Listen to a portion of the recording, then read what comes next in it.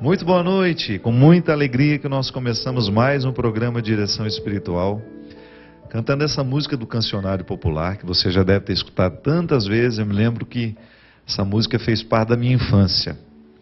Eu acho interessante porque ela é enigmática. É uma música que tem uma tristeza muito grande na estrofe, uma pessoa reconhecendo tudo aquilo que anda difícil na vida dela. Ela reconhece as ausências, não tem amigos, está perdida na multidão.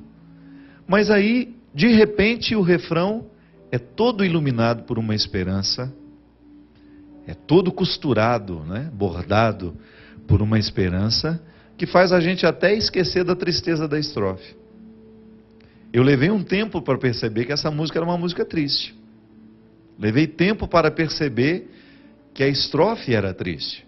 É porque, na verdade, eu sempre me recordava da beleza esperançosa que está no refrão. A vida deveria ser sempre assim, não é verdade? Não são poucas as vezes em que a estrofe está triste, mas a gente não está privado de colocar um refrão feliz. E não é uma felicidade boba. Não estamos falando aqui de uma felicidade sem chão. Não é utópico. Mesmo porque, se fosse utópico, não teria problema, né?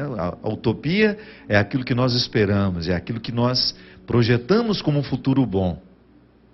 Mas eu falo daquela felicidade, daquela alegria que é possível mesmo quando a vida é difícil, é pesada.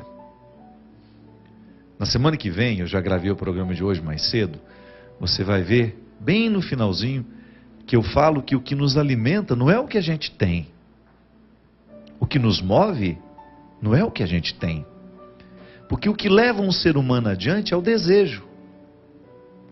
Desejo no sentido mais profundo.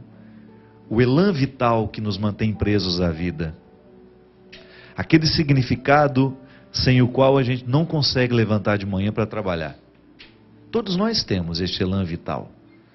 E é claro que à medida que ele vai sendo desgastado e não vai sendo renovado por nós, auxiliados pela graça de Deus, pela presença dos amigos, aqueles que nos amam, são essas situações que vão renovando o nosso elan com a vida, a nossa costura com a vida. Nós estamos costurados com a vida. Se a gente não renova isso, a gente fica deprimido, a gente perde a vontade de viver, falta sentido, né? Viktor Frankl, um psicoterapeuta, que escreveu uma obra belíssima a respeito do sentido da vida, ele dizia isso, que um ser humano, quando perde o sentido para a vida, ele deixa de lutar. E ele experimentou essa tese dele no campo de concentração. Antes de escrever a tese, ele viveu. Ele observou no campo de concentração nazista que os amigos que não tinham familiares mais para onde retornar, que já sabiam que estavam mortos, eles se entregavam ao processo da escravidão sem nenhuma esperança. E ele não. Ele quis continuar vivo, mesmo sem saber se existia alguém esperando por ele. O que ele faz? Coloca uma plantinha na janela e estabelece com ela um vínculo. Eu preciso viver para que essa plantinha não morra. E assim ele criou a psicologia do sentido da vida, onde ele diz de maneira muito simples e muito sábia, uma sabedoria muito grande nessa simplicidade teórica, uma simplicidade muito, né? Quando ele diz que quando nós estamos conectados a um motivo, a gente não morre. Aí você vai poder passar por todas as pedreiras da vida, por todas as pirambeiras da vida, por todas as ladeiras e as subidas mais difíceis, e você não vai desanimar. Porque você tem um motivo. Você tem um sentido pelo qual continuar vivo. Nessa música, apesar da estrofe ser triste, o refrão está iluminado de esperança. Eu queria ter na vida simplesmente um lugar de mato verde para plantar e para colher. Ter uma casinha branca de varanda, um quintal e uma janela, só para ver o sol nascer. O projeto aqui não é uma coisa muito grandiosa. O que amarra esse ser humano à vida é só uma casinha branca. Interessante essa metáfora. Interessante esse significado. Não são grandes coisas que este autor espera ter na vida. Ele espera ter um espaço onde ele possa ser verdade, onde ele possa ser verdadeiro, onde ele possa ser inteiro.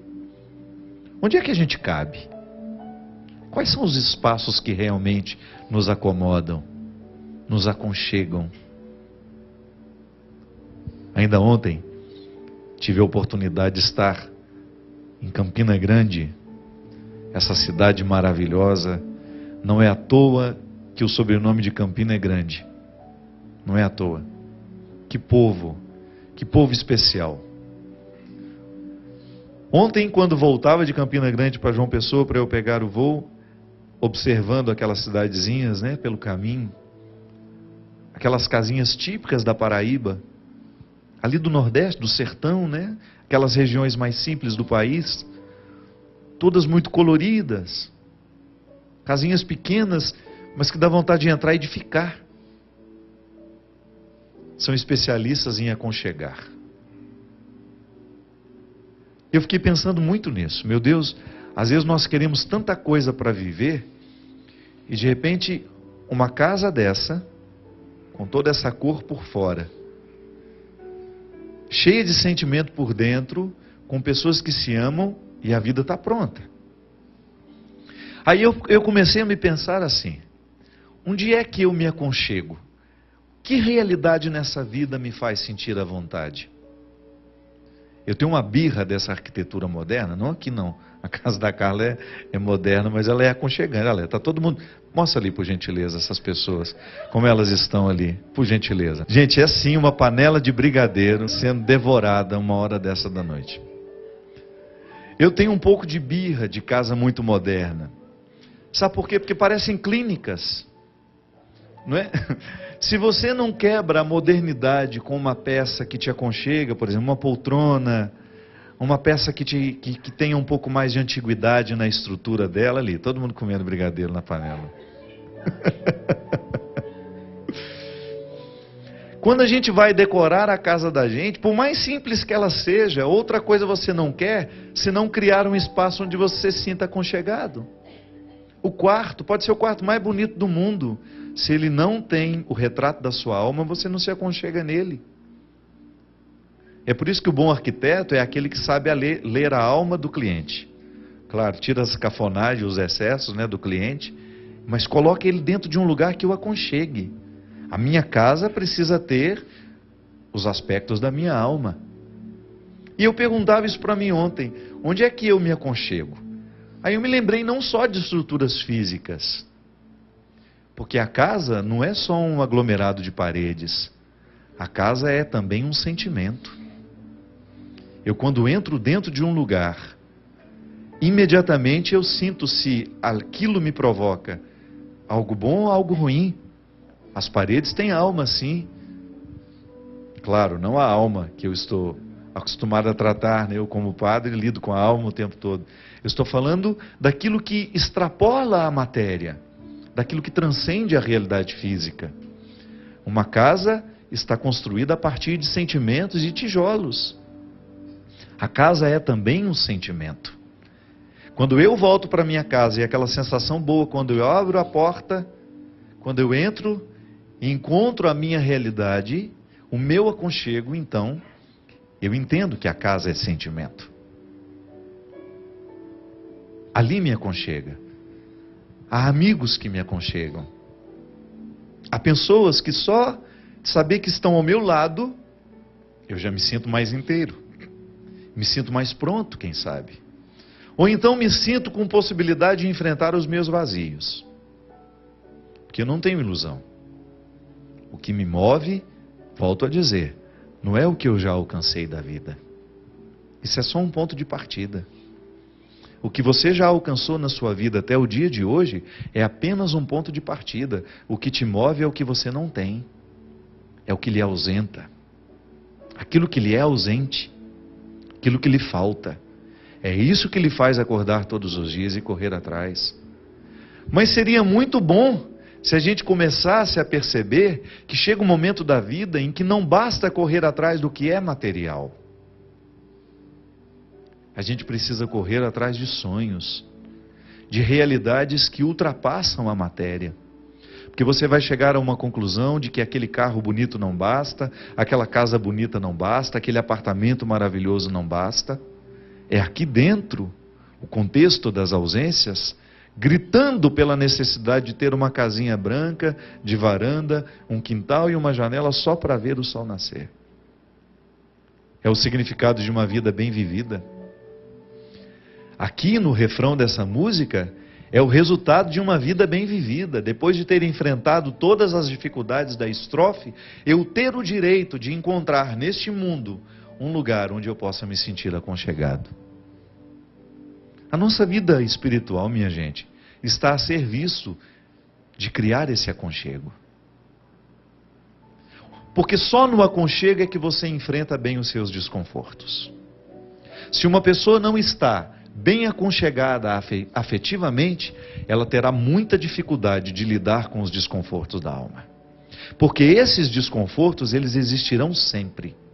Não há a possibilidade de ter uma pessoa humana sem identificar nela os desconfortos que fazem com que ela se mantenha viva.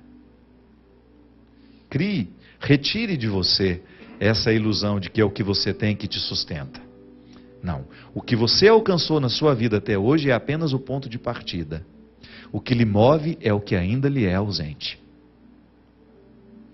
Aquela expressão de São João da Cruz, o que eu conheço de Deus são as pegadas de sua ausência. Não é lindo isso? Anota aí, registra no seu coração. O que eu conheço de Deus são as pegadas de sua ausência. Parece contraditório. Aquilo que eu sei de Deus é aquilo que me ausenta dele. É aquilo que no intervalo entre o que eu já conheci e o que eu ainda não sei, e prevalece um mistério neste intervalo, é este mistério que me leva até Deus. Porque se eu me baseasse naquilo que eu já sei sobre ele, eu me acomodaria aqui, nesse exato lugar onde eu estou. Eu não faria um próximo programa. Se eu quisesse me acomodar naquilo que eu já sei sobre Deus, eu terminaria a minha missão agora. Eu diria, gente, eu vou me aposentar. Eu já não tenho mais o que falar. Eu já não tenho mais o que fazer. Eu já não vou mais cantar, eu já não vou mais escrever, porque o que eu sei sobre Deus me basta. Não. O que me faz querer sair daqui com o compromisso de voltar na próxima semana, ou de acordar amanhã e continuar essa minha missão que eu considero, o meu ofício, aquilo que me mantém vivo, não é o que eu já alcancei sobre Deus. É o que eu ainda não sei sobre Ele que me faz caminhar. É aquilo que aguça a minha curiosidade. Quando eu olho para as tragédias da vida e eu não sei explicá-las, ao invés de provocar em mim uma desesperança e de perguntar, onde é que está Deus? Não. Ao olhar para tudo isso que me ausenta, a tudo isso que me fere, eu descubro o meu elan com a vida. É nessa santa curiosidade que eu me posiciono como um homem de fé. Nunca me bastaram as respostas prontas, nunca me interessei pelos livros que se propõem a responder tudo o que nós queremos saber. Nunca acreditei ou pautei a minha vida na possibilidade de que alguém venha me dar todas as respostas que eu quero. Não é mistério. Se não fosse mistério, eu não precisaria ter fé. Se eu já soubesse tudo sobre Deus, eu não precisaria ter fé. O que me move é a fé. É o território em que eu ponho o pé e Deus misteriosamente põe o chão. Eu não tenho chão para pisar. Eu só tenho o pé para colocar lá. E é misteriosamente que Deus coloca um chão sobre os meus pés. Isso é a fé. Quando você, no momento da sua dor, quando a vida lhe era pesada e você não era capaz de caminhar sozinha, você ousou colocar o pé. Deus colocou o chão. Isso é a fé. É a oportunidade que nós temos de viver de maneira ousada. Porque isso é ousadia, minha gente. E nem é uma ousadia religiosa, viu? Isso é uma ousadia humana. A psicologia propõe a mesma coisa que as religiões propõem. Aliás, a psicologia aprendeu conosco que quem não ousa investigar os mistérios do coração, nunca será capaz de viver a contemplação que isso é possível. É quando eu me contemplo e eu fico extasiado diante daquilo que eu encontro. Não entendo quase nada, mas fico extasiado.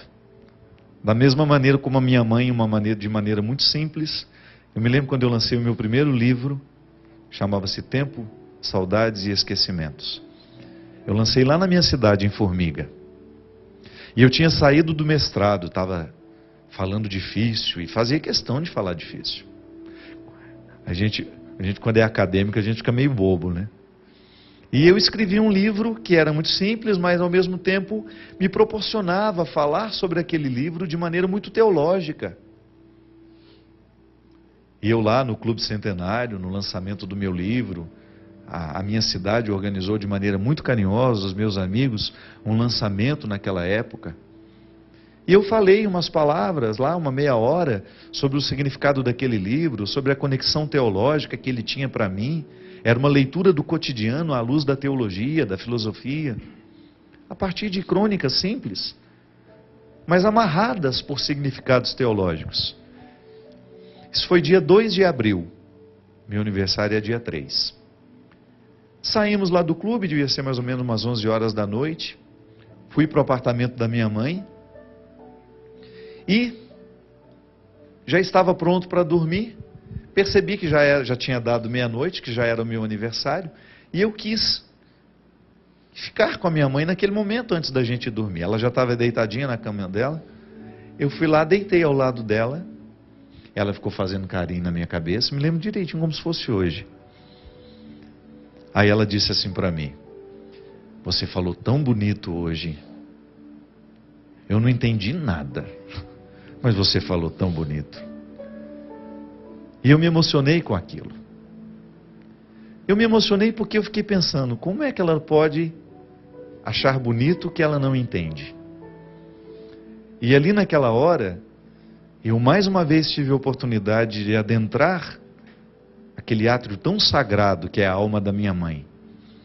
Uma mulher que não teve a oportunidade de estudar, que não teve a oportunidade de fazer nem 10% dos cursos que eu fiz, mas que leva consigo uma sabedoria tão grande que dá a ela a capacidade de se encantar com uma beleza que ela não entende. Só os sábios são capazes dessa proeza. Porque às vezes a gente entende tudo, mas não captou o encantamento daquilo que entendeu. A minha mãe não entendeu nada, mas saboreou a beleza daquilo que não entendia. Isso é fé. Ela acreditou que o filho estava falando, embora ela não entendesse muita coisa, era belo.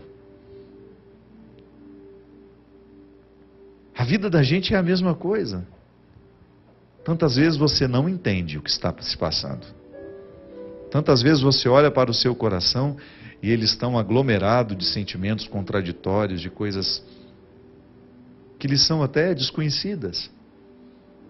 Mas por que não reconhecer em tudo isso uma beleza? É bonito.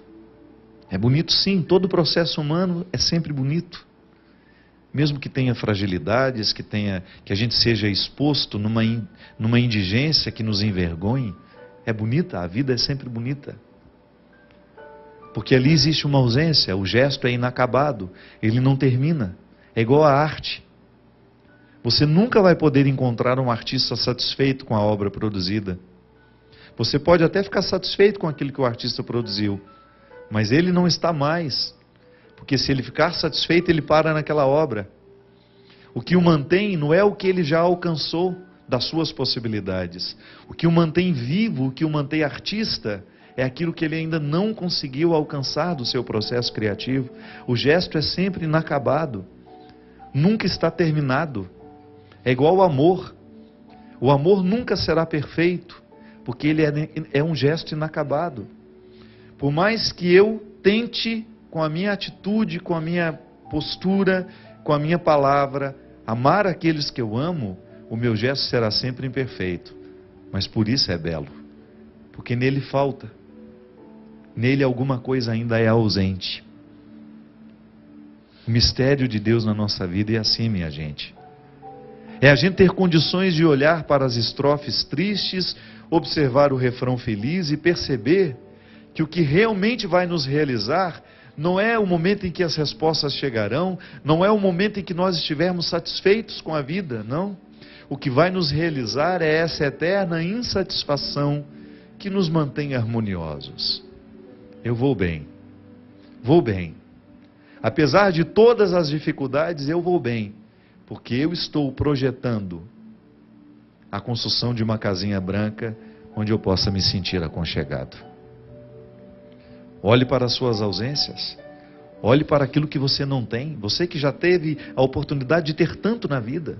Talvez você já tenha tido muito sucesso, talvez você já tenha tido muito dinheiro, talvez você já tenha construído muitas coisas, materialmente falando. Ouse olhar para aquilo que não é material agora. Olhe ao seu redor e veja, por você mesmo. Responda essa pergunta, ainda que seja em partes, ainda que não seja inteira. O que lhe aconchega nessa vida? O que lhe faz ter a sensação de estar no lugar certo? Qual é o lugar onde a sua alma repousa tranquila? Onde você tem condições de administrar aquilo que lhe é ausente e manter um sorriso no rosto a si mesmo. Porque este é o grande projeto. Saber que tudo que a gente já alcançou não é quase nada perto do que a gente ainda precisa. E esse é o desafio. Você olhar para aquilo que lhe é ausente, aquilo que você ainda não tem, e não perceber nisso uma frustração, mas perceber nisso uma motivação, um desejo que lhe leve adiante. Como dizia São João, o que conhecemos de Deus são as pegadas de sua ausência. É aquilo que lhe é ausente hoje, que você ainda não tem, que lhe faz querer acordar amanhã e continuar essa batalha que nunca tem fim. Vamos para um rápido intervalo e a gente volta já já.